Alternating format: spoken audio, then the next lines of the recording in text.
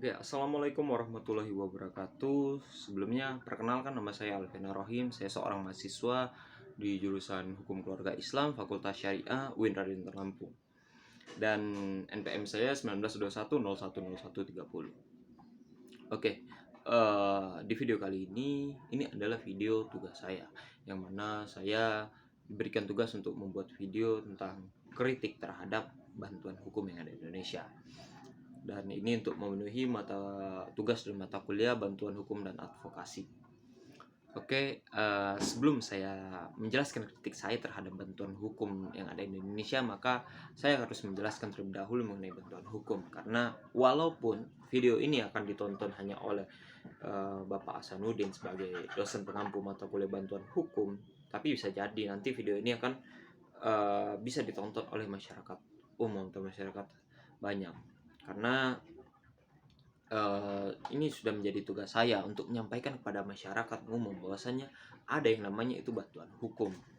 Ini ada tanggung jawab saya sebagai seorang akademisi atau seorang mahasiswa yang berada di rumpun ilmu hukum gitu. Nah, lalu mengenai tentang bantuan hukum, sebenarnya bantuan hukum ini sudah dijelaskan pada Undang-Undang Nomor 16 Tahun 2011, yang mana di situ dijelaskan bantuan hukum merupakan salah satu jasa hukum yang diberikan oleh pemberi bantuan hukum kepada yang diberikan oleh pemberi bantuan hukum secara cuma-cuma kepada penerima bantuan hukum yang sedang mengalami masalah hukum. Nah, kalau kita telaah bagaimana itu yang sudah saya katakan tadi, bahwasannya bantuan hukum ini adalah suatu jasa hukum yang mengenai tentang hukum, praktikan jasa-jasa yang mengenai tentang hukum yang diberikan oleh pemberi bantuan hukum. Lalu siapa pemberi bantuan hukum ini? Pemberi bantuan hukum ini bisa jadi seorang lawyer atau pengacara, dan juga bisa juga seorang akademisi. Kenapa sih bisa mengatakan seorang akademisi juga? Karena di bantuan hukum ini tidak hanya mengenai masalah-masalah yang litigasi, tetapi juga non litigasi. Kalau kita lihat secara litigasi, itu di pengadilan, itu yang lebih banyak mengambil peran adalah pengacara atau lawyer gitu kan. Tapi kalau kita lihat secara non litigasi, banyak orang-orang yang bingung terhadap masalah hukum mereka bisa menanyakan kepada seorang akademisi hukum untuk bagaimana sikap mereka dalam menghadapi masalah hukum tersebut ya. Ataukah mereka akan diarahkan nantinya kepada lawyer jika secara litigasi, kan bisa saja. Lalu kalau kita bahas selanjutnya, yaitu yang diberikan oleh pemberi bantuan hukum secara cuma-cuma, berarti tidak ada penerima bantuan hukum ini diwajibkan untuk memberikan imbalan atau bayaran kepada pemberi bantuan hukum, karena di situ tulisnya secara cuma-cuma. Kemudian setelah diberikan secara cuma-cuma itu kan diberikan kepada penerima bantuan hukum. Lalu siapa saja penerima bantuan hukum ini? Bisa jadi seorang, bisa jadi sekelompok orang. Nah, lalu apakah dia harus orang miskin? Atau apakah dia harus orang yang tidak mampu secara ekonomi baru bisa diberi bantuan hukum? Tentunya tidak. Karena bisa saja kita melihat bagaimana sejarah yang ada di Indonesia itu pada 1998 terjadinya tragedi penurunannya Bapak Soeharto sebagai presiden Indonesia. Di situ banyak mahasiswa yang berjuang, yaitu dari salah satu universitasnya itu Universitas Trisakti. Yang bagaimana kalau kita lihat di Universitas Trisakti itu kebanyakan dari orang-orang yang berada golongan ekonominya itu menengah ke atas, yang bisa dibilang kalau secara ekonomi mereka mampu, kan seperti itu. Lalu kalau kita lihat dari situ, berarti tidak harus orang yang tidak mampu secara ekonomi kan, berarti ya tergantung kepada pemberi bantuan hukum itu. Mereka harus mau membantu pada siapa saja, tidak pandang bulu, tidak harus kepada orang yang miskin gitu kan. Tapi bisa juga dilihat dari konteks permasalahan hukumnya seperti itu. Lalu untuk masalah hukum ya hal-hal apa saja yang mengenai masalah hukum kan. Nah, mungkin itu saja yang dapat saya jelaskan mengenai bantuan hukum. Lalu saya akan melanjut kepada kritikan saya terhadap bantuan hukum yang ada di Indonesia. Oke, mungkin hanya satu saja yang saya kritik, yakni tentang masalah masyarakat yang kurang mendapatkan informasi mengenai bantuan hukum, lalu juga masyarakat yang kurang mendapatkan akses untuk menerima bantuan hukum itu sendiri. Bisa jadi karena masyarakat itu awam, tidak tahu bahwasanya ada bantuan hukum, lalu bagaimana cara mereka mendapatkan itu aksesnya kan.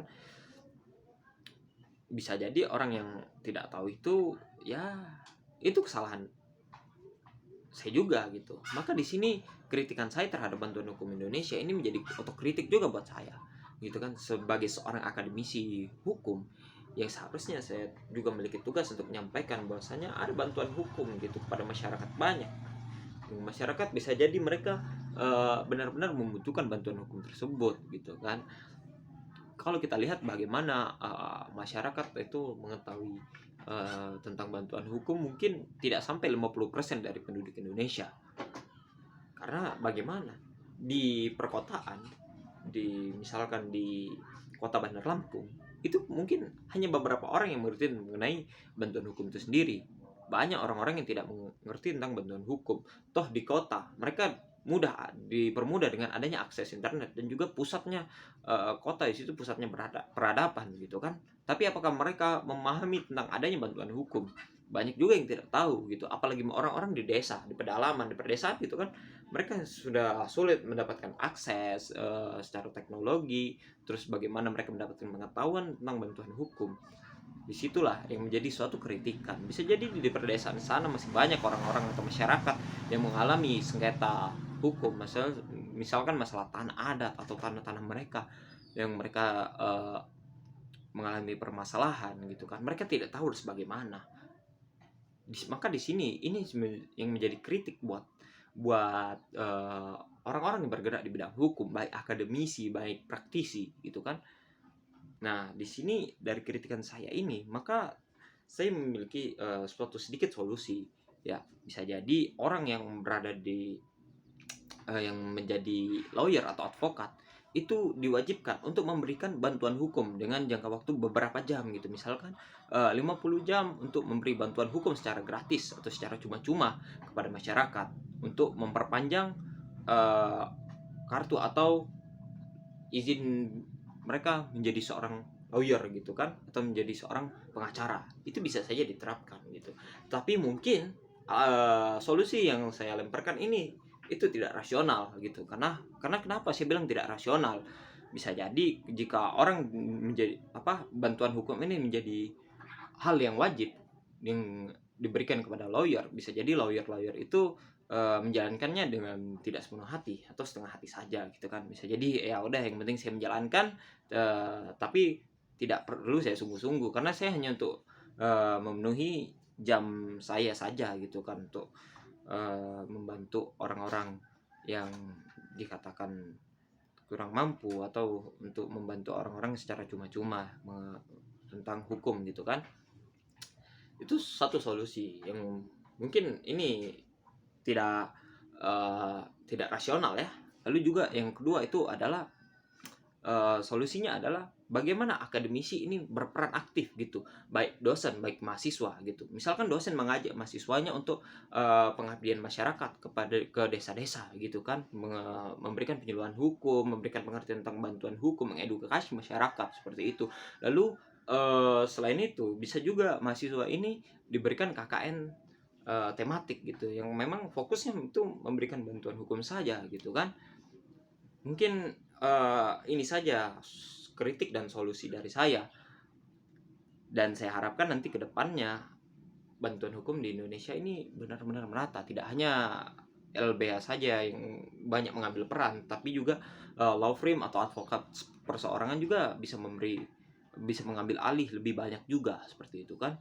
Dan mungkin saja solusi saya yang kurang rasional nanti, yang tadi setelah saya sampaikan, mungkin bisa lebih memantik para akademisi hukum maupun praktisi hukum terkait solusi permasalahan ini gitu. Mungkin itu saja yang dapat saya sampaikan.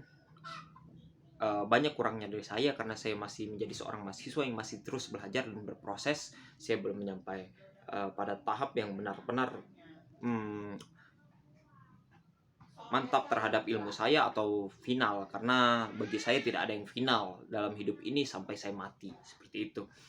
Saya akhiri, bila bisa bilil haq, fastabiqul khairat. Wassalamualaikum warahmatullahi wabarakatuh.